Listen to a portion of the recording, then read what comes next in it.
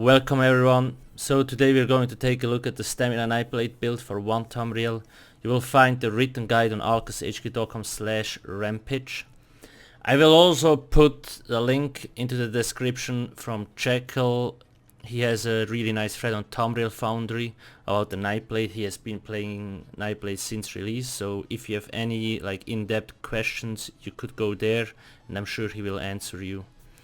Let's get started.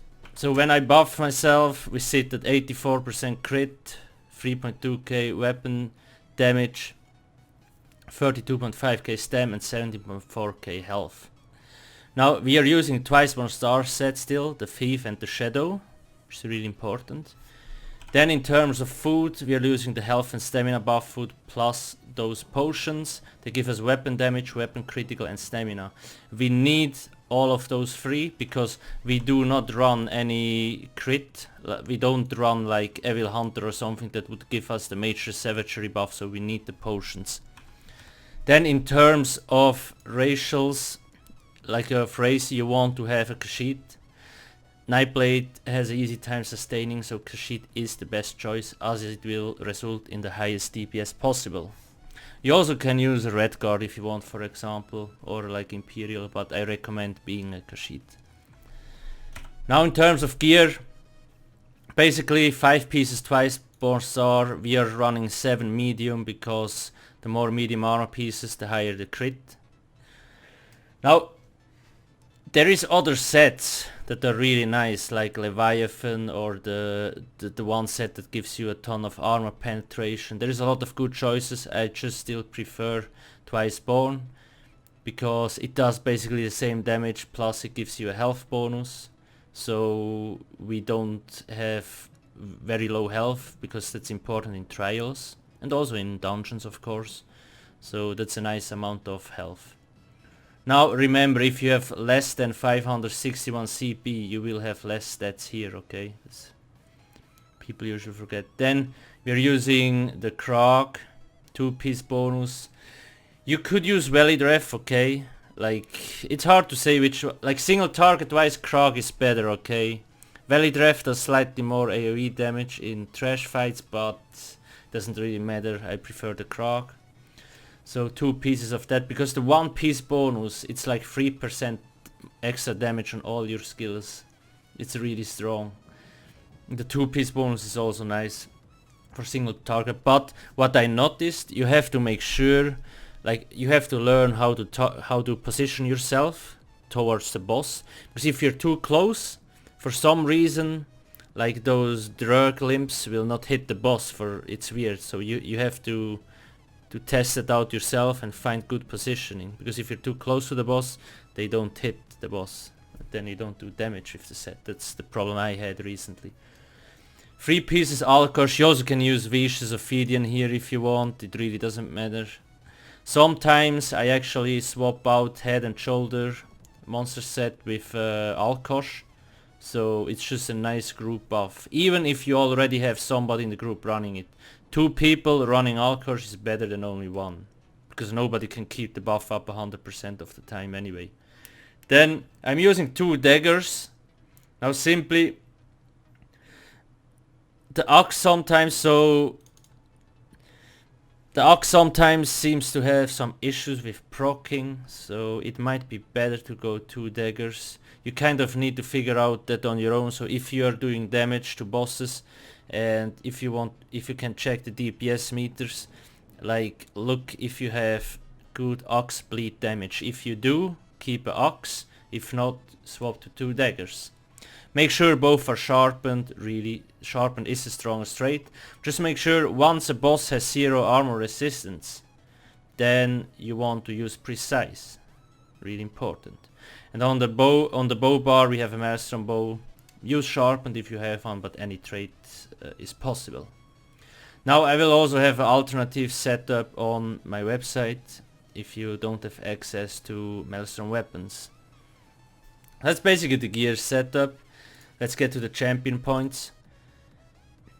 100 points into mighty. I'm just ignoring the jump points, okay? It's like 0.4% difference in like if you do it according to jump points, so it's really, I don't I don't think it's useful at all. 100 into Mighty, 25 Thaumaturge and 62 into Precise Strike. Now on a Nightblade you don't want too much points in Thaumaturge because we have skills like Killer's Blade or Relentless Focus that are not dot damage. So it doesn't benefit from Thaumaturge, so you want to focus more in Precise Strikes.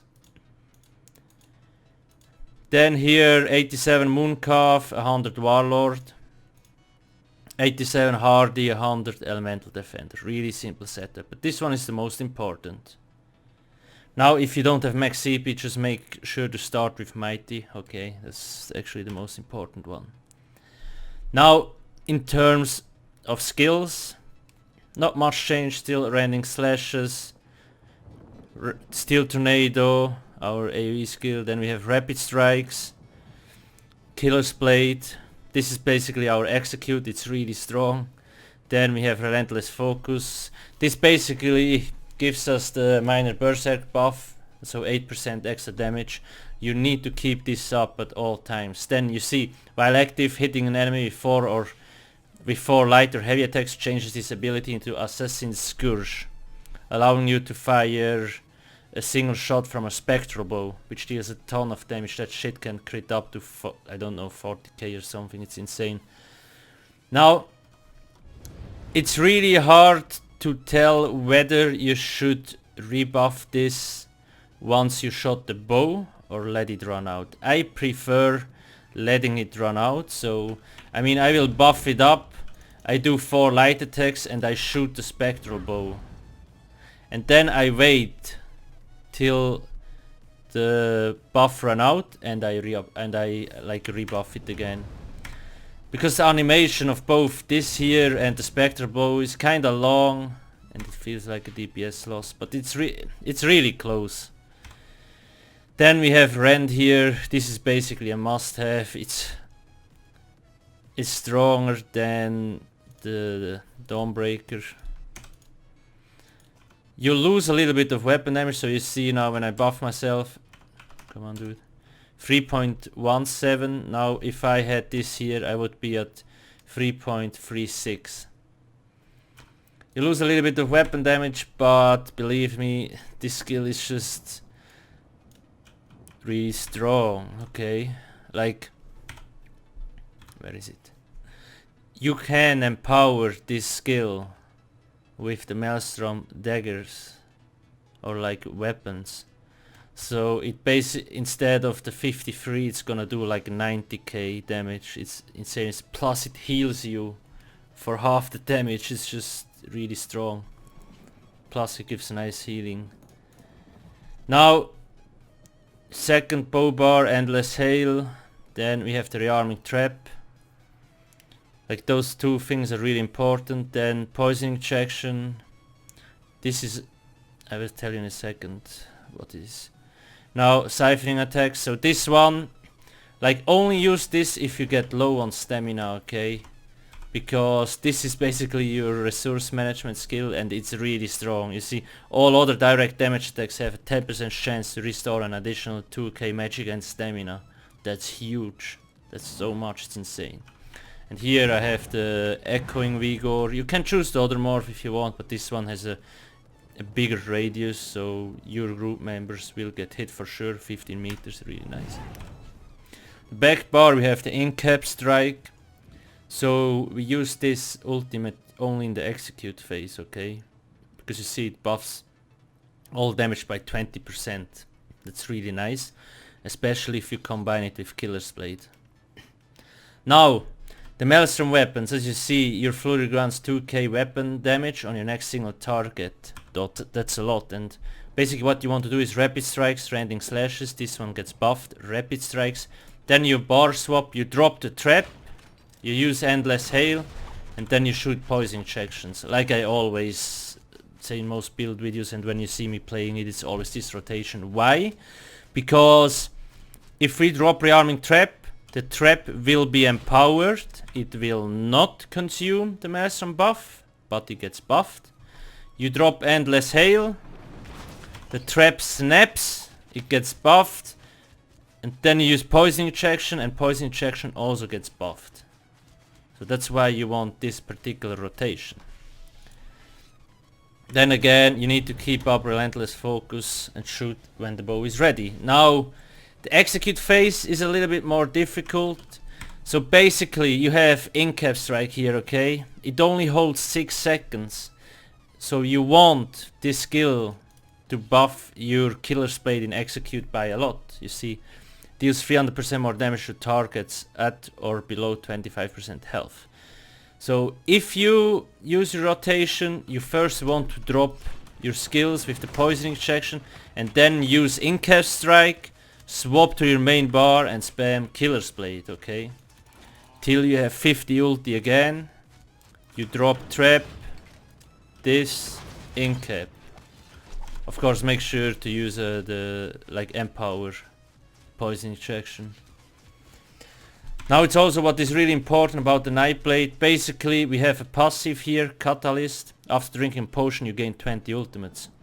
So you want to make sure if you use in-cap, like you should use in-cap and then use the potion. Because it gives you 20 ulti points, so you get the ultimate ready really fast again.